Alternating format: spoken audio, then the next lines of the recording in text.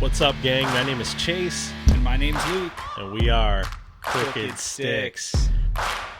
We're back. I'm sorry. We we had to take some time, man. We were in rough shape. His family got sick, then my family got sick. It's been crazy. We decided to just cut ties with social media and everything for a week straight, just because we didn't have much content and just chill out. Yeah, it was last Wednesday is when we were supposed to record, and I texted Chase hey, not gonna happen. I do not feel good. I ended up getting sick that night, and then it rolled through the house. And then you had some stuff come up after we started feeling better. Yeah, it was supposed to be Sunday. Then we regroup, and then I'm down and out. We're not now. My daughter's sick, and so here we are. Yeah, hopefully, all right, though. Hopefully unrelated to seeing each other. But you know what's crazy though? 76 people messaged me asking where the episode was. How many? 76. 76 people. No, just one. Just one person asked me. And that's okay. That's all right. We still felt the love. You know what I'm saying? That's awesome. But yeah, one person asked. That's all right. Just one.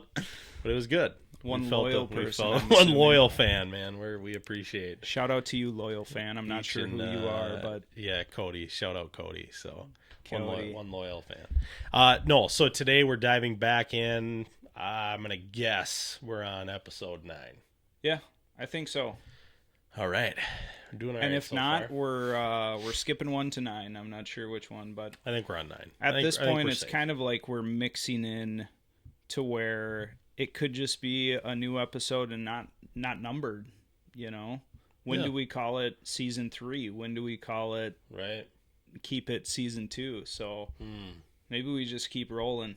Just keep it rolling. But today's episode, what we're talking about, we're going to label this episode, Who Do You Say I Am? That's what we're going to label it. So remember that. Remember that, dude. We'll come up with we'll come up with a name for every episode, and Luke changes it at the last minute. But no, we're going to name this one, if it's cool with you. Yeah. Who do you say I am? You'll have to remind me. And the reason I want to talk about this is I feel like there's some crazy stat, right? The Bible has over 3,300 questions in it that are asked, right? It's something stupid like that. 3,300. Just think of that number. And I think that's the most important question in the whole Bible. Who do you say I am? And guess who asked that? Jesus. Yeah. Right? And I think that's a question all of us, well, it is. It's not I think. It is a question all of us are going to have to answer one day. Right? Right? And there's a lot of us that actually, we're all very curious about it at this point in our lives too. Yeah. I feel like a lot of people are, and they're willing to dig for it and find out and truly do the work. And it's a huge question. And I think, to your point, I also think there's a lot of people that don't do the homework and don't dig into it and just kind of, nope, I ain't believing in that, and they push it aside. It's one of those things, man, where I think faith in Jesus is something where it's but what if? But what if you're wrong? You know what I'm saying? And it's I don't know, man. Again, we're going to talk about some stuff here that we've been kind of studying and reading on and stuff over these last 2 weeks off, and it's crazy. And it answers that question, and Jesus is answering the question for us. Right. It's just whether or not we want to listen to that and dive in to his word and see what he's talking about. Yeah. To connect all the dots we're going to talk about. Yeah, for sure. And so the first part of kind of answering that question, who do you say I am? Well, Jesus answers it, and he says, I am God. Right? I am the living God. And so how do we prove that? And that was something where when we're studying this, I came across that not the podcast, but kind of a sermon, like a mini sermon online. And everything I was thinking, it hit it right on the head. Mm-hmm. And it put it perfectly. And so we're kind of adding some of that flavor into this and making it our own. But really it breaks it into 2 categories. He not only says it with words, but he also shows it with actions. Right. And proves it, right? And so the words are coming from John, the book of John, and it's the I am statements, the 7 I am statements. So we talk about, he's saying, I am the bread of life. I am the door for the sheep. I am the good shepherd. I am the way, the truth, and the life. I am the vine. I am, what else does he say? We got him written down. Resurrection and life, the light of the world. Yeah. And to back it up just 1 second, to really show where this is coming from, you have to look at other religions and other beliefs. Yeah. Because as what we're talking about is Jesus is God. Correct. God is Jesus.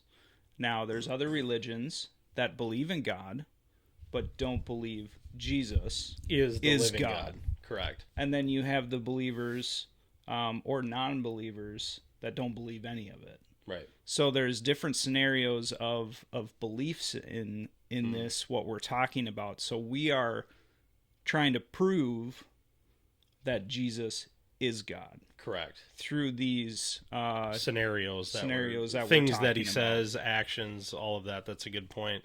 Yeah, because there's different views. Even in, like you said, there's even people that, they believe Jesus came and he was a teacher and he did all these things, but they don't believe he is who he says he is. So, right. No, that's a great point.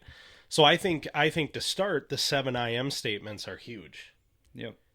And keep in mind what's cool if you look at that is every one of those sentences starts with, he says, I am, I am, I am, I am. And that's just repeated over and over and over and over again. Right. And so what's cool, and we were just talking about this before we started filming, was you think back to, I think it's Exodus, where Moses, and he's following the burning bush. Yep.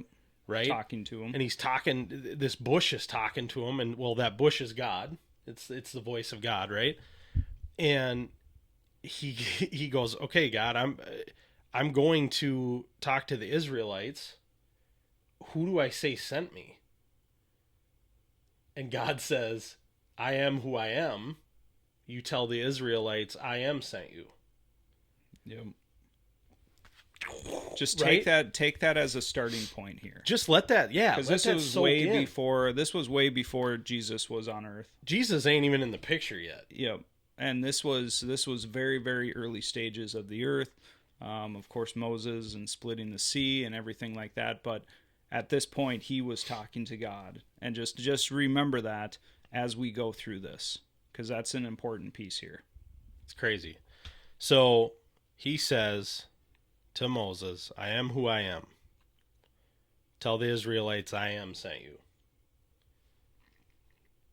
Crazy. Now you fast forward, and Jesus is here. Okay? So he starts flying off the handle with, I am. I am this. I am that. I am this. And I don't think people understand why there was so much hostility when he said that. Yeah. Because, like, if the average dude just said, nowadays, if they're like, well, I am a salesman. You know what I mean? Or they say I am. I am meant something back then.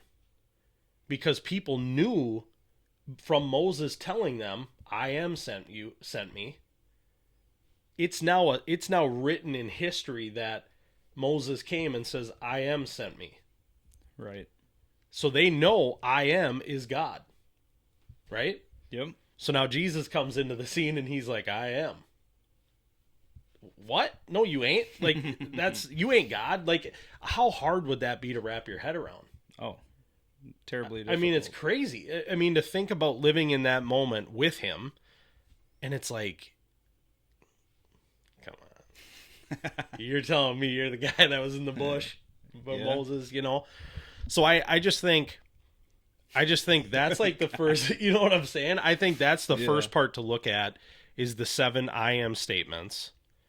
And to see to really look at the history there, to look at Moses and God saying that to him in that moment, way back in time, and then to flash forward to the New Testament, and you have Jesus come in the book of John and say what he says. Right. How would Jesus know to say that and to know the impact it would have on the people hearing it because of what they know it means. Think about that. That's a long trail to follow, right? But he comes in, and if he's not who he says he is, he has no clue that God said that back then to Moses and spoke that to him. He would have no clue. But he knows that by saying it, it's going to trip some triggers, and it's going to make them think like, "Whoa, is he really? They're tied? Like that's what's going on here?" You know what I mean? Well, and even if somehow Jesus had found out that I am is the statement, you know, I mean, of course he already knew, but let's look at it a different way of like Jesus comes out and says, "Okay, I am." And they're like, "Dude, we've been talking about this the whole entire time." Right. And now you're saying I am, you know? But then there's other parts. There's another half of this, right, which we might not get into, but the things Jesus proves. Oh, we're going to get into that. That's next. That's coming up right after. It's coming up next, man. But not only is he saying I am, but then he goes on and proves himself. Correct. He proves himself to be God. That's an awesome segue. That was a perfect segue into our next, into chapter 2. Into chapter 2, but just even if you're thinking, well, if everybody knew about I am, you know, how did Jesus could have been living it himself, and then all of a sudden I am, you know. So now we segue into why. And I'm sure and I'm sure like who knows, and listen, again, we ain't pastors. We didn't study this. We're not theologians. You know what I'm saying? We're just two dudes that are reading scripture and trying to break it down and understand it better and just kind of bounce thoughts back and forth, right? That's all we're doing. Trying to get you guys to think outside the box a little bit and ask questions for yourselves. And that's the whole goal of this, right? But yeah, maybe he did. Maybe he knew, okay, some people are going to look at this and go, that ain't enough. That ain't enough for me. Right. He can say that all he wants, but he might have knew. Right? Well, and going back to what you said, like, what are the people around him thinking? Right. It's probably, that ain't enough. Right. You know? Yeah. So then the actions come in. So now we're talking actions, okay? And we've talked about how he says he is who he is and how he's saying that, but now we're going to look at the actions. And so the first one that we talk about is turning water into wine. Yep. And so that's Jesus showing his power over science. Yep. The average Joe isn't turning water into wine nowadays. That's just not, like, just by grabbing a cup and saying, you know what I'm saying? Right. It's just not happening. So that's one. And then we can group the other food or drink related one in there, which is feeding the 5,000. So he takes Breaking a loaf. bread. Yeah, he takes a loaf of bread, some fish. He feeds 5,000 men plus women and children. And in that moment, he's showing power over creation, because again, he can take something. It goes back to Genesis, talking about the just creation in general, how he's speaking things into existence. Mm-hmm. God does that way back in Genesis, speaks it into existence. Jesus now, fast forward, he's here in the flesh, and what does he do? He speaks it into existence. Right.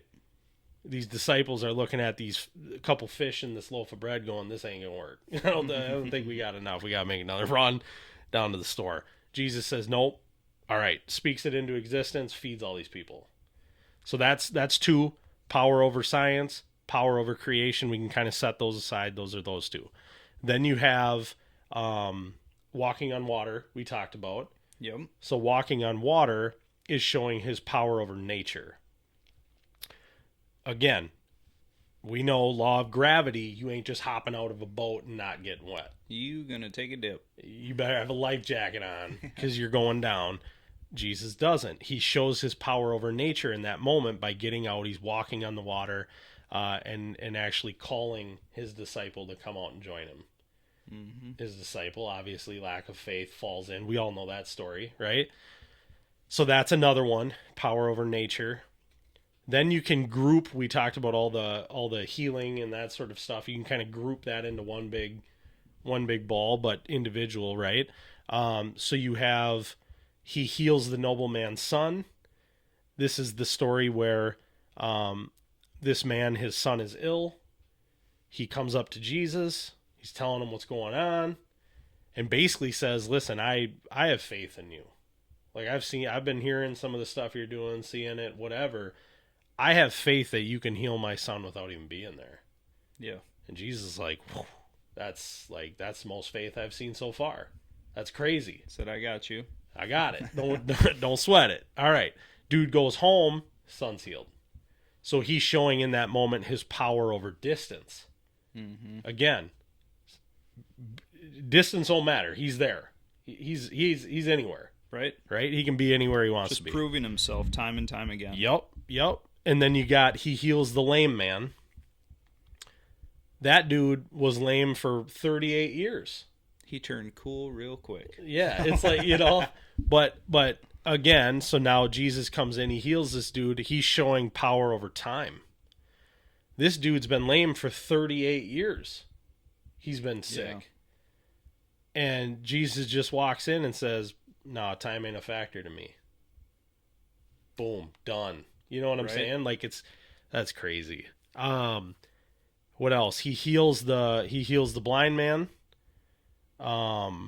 What's that one? He heals the blind man. Go on forever. Yeah, so that's power. All the healing, power over sickness. He shows power over sickness, and then what I think is the most important one.